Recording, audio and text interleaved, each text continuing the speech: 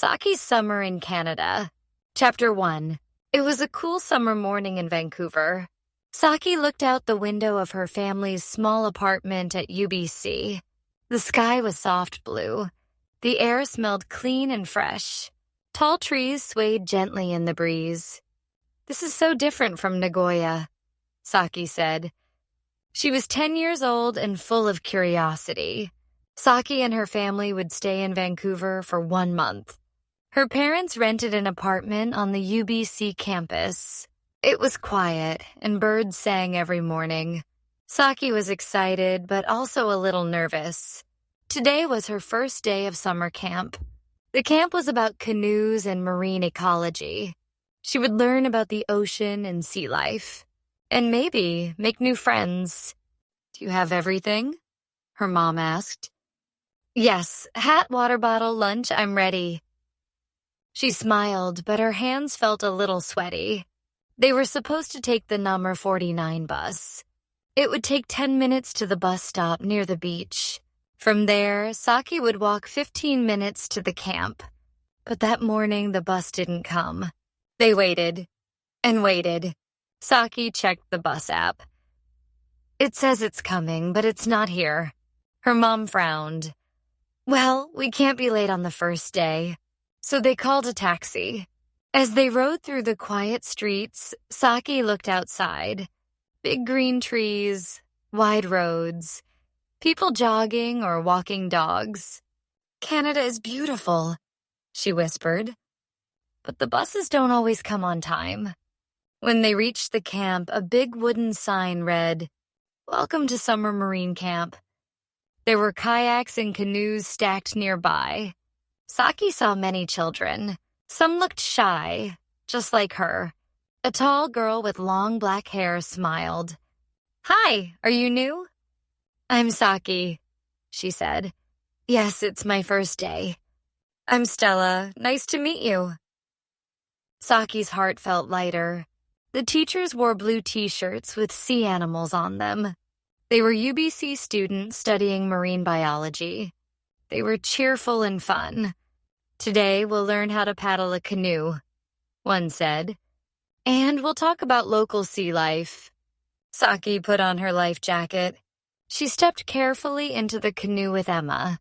The lake water sparkled under the morning sun. The canoe moved gently. Saki dipped her paddle into the cool water. "This is my first time," she said. Stella smiled. "Me too. Let's try together." They laughed as they tried to paddle in the same direction. The water splashed a little, but soon they were moving smoothly. Saki felt the breeze on her face. Birds flew overhead. Fish jumped in the distance. It was quiet, peaceful, and perfect. That evening, Saki walked home with her dad and mom. The sun was still in the sky, even though it was already 8:30.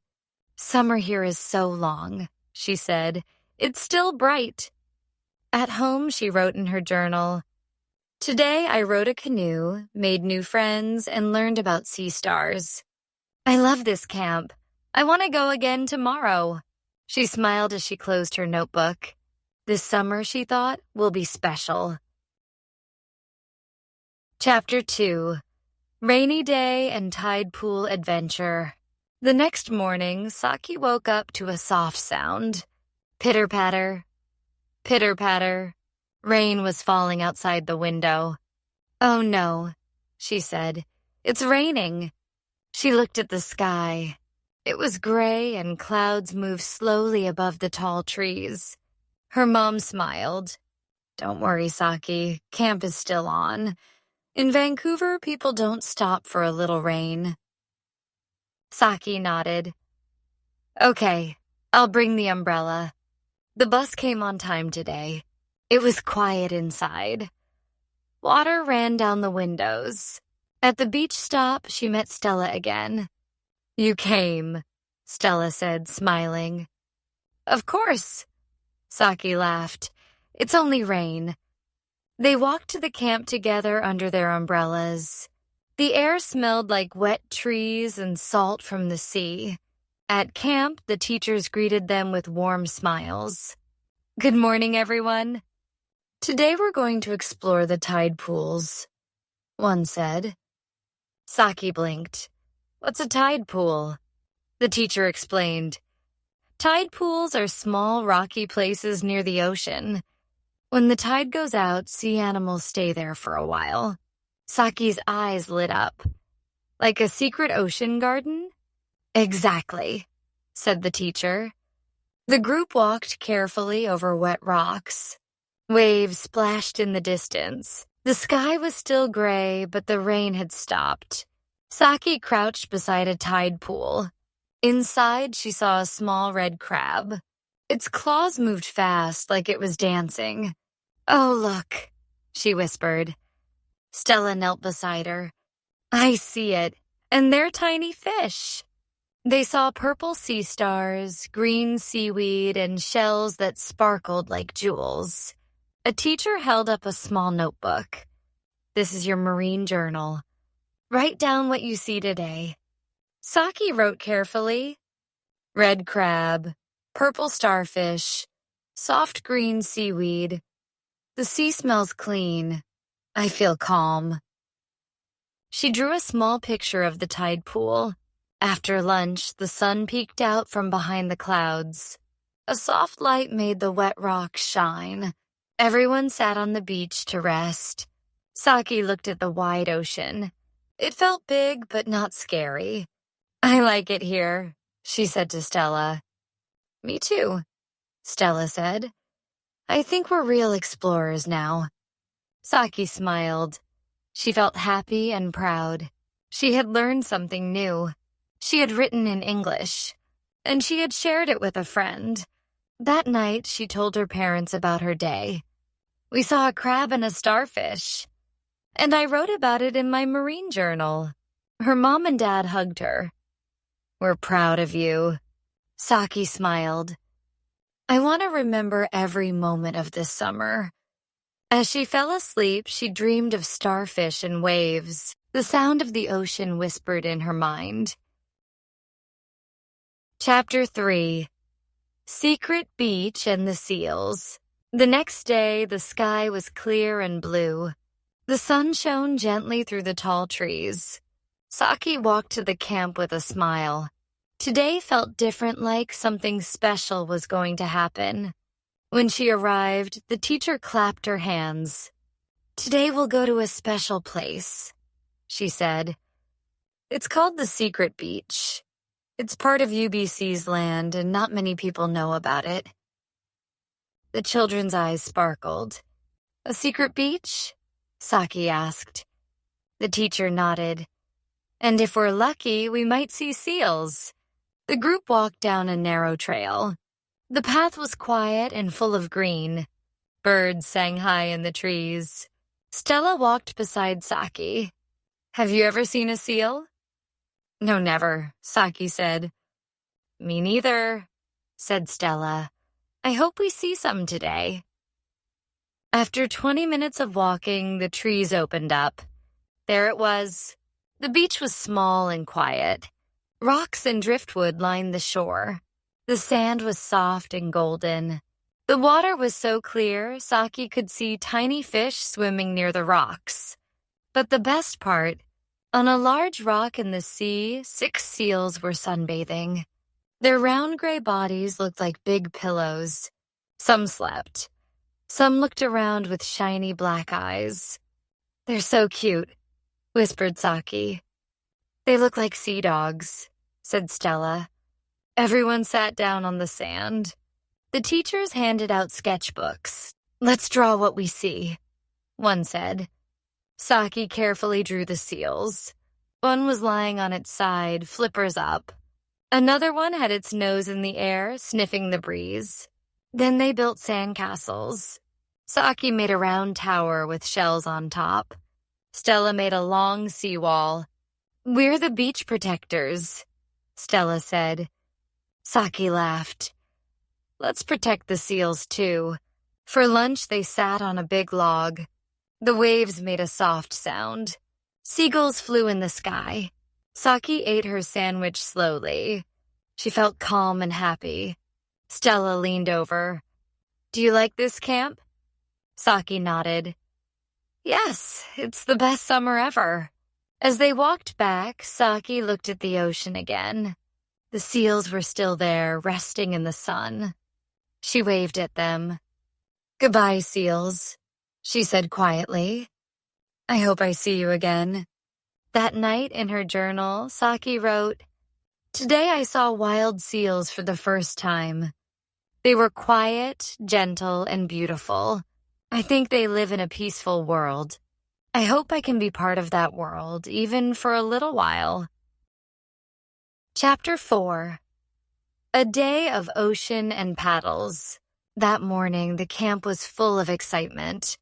The teacher said, Today we will learn about marine animals. Saki's eyes lit up. She loved animals.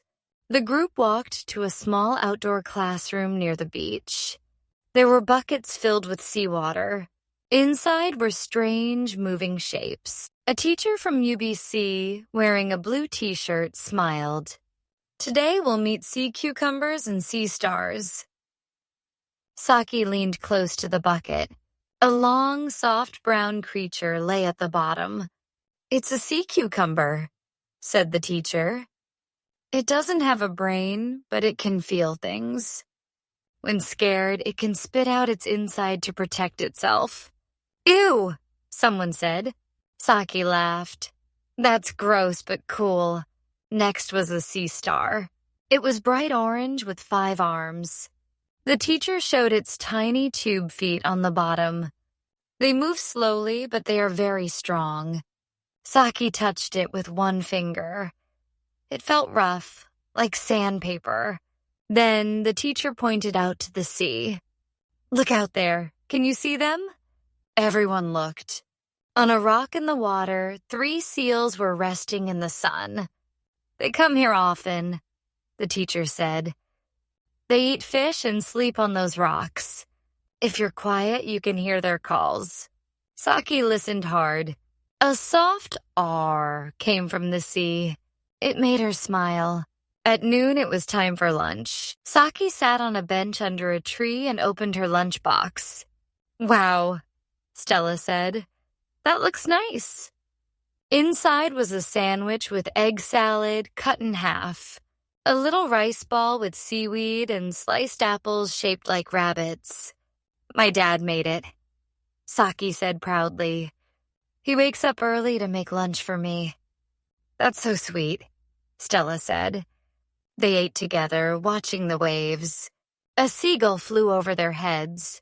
The breeze smelled like salt and pine trees. After lunch, it was time for canoeing. Saki had improved her canoeing skills since the first day. She wore a life jacket and held a paddle.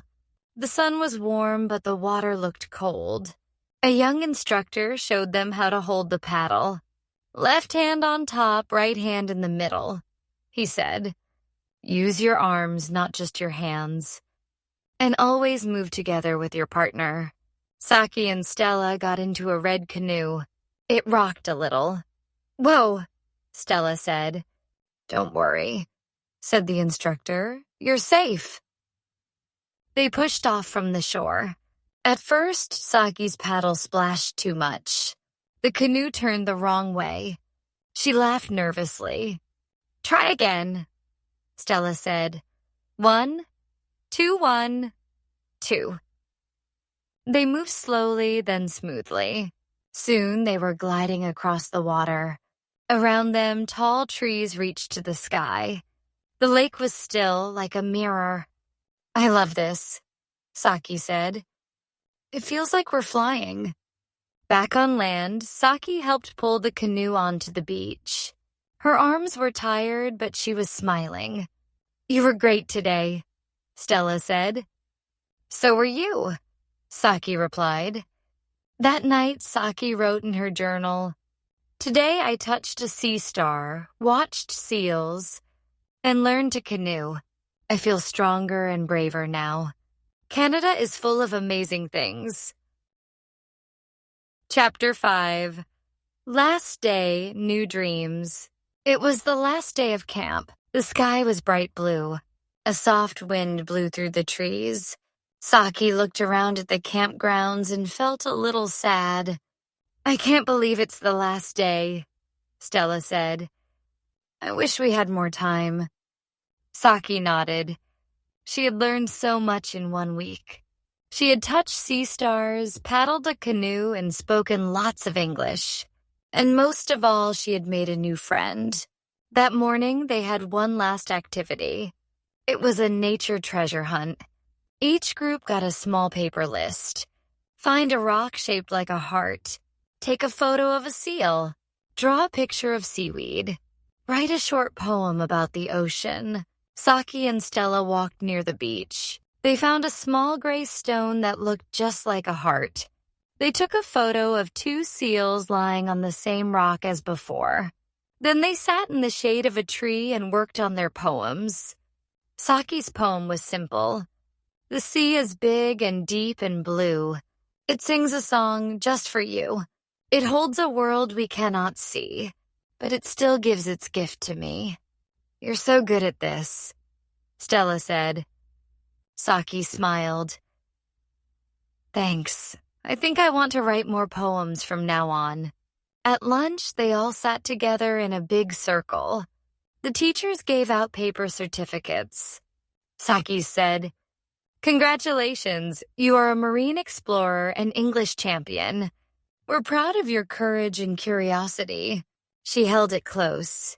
She had worked hard, and now she had something to remember it all. After lunch, it was time to say goodbye. Some kids hugged. Some just waved.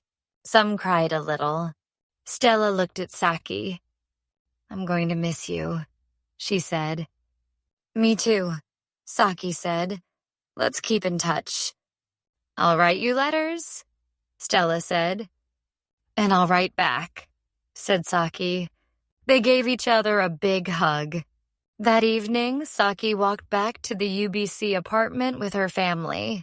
The sun was low in the sky, but it was still light. The breeze was cool and soft. How was camp? Her mom asked. It was amazing, Saki said. I learned about the ocean, made a best friend, and even wrote a poem. Her dad smiled. You've grown a lot, Saki. Saki looked up at the sky. It was wide and open, just like the future. That night, she opened her journal and wrote, This is not the end. I want to learn more. I want to see more. One day, I'll come back to UBC again. Maybe as a student. That's my new dream. She closed the book and turned off the light. Outside, the stars began to shine. And in her heart, something new had begun to glow.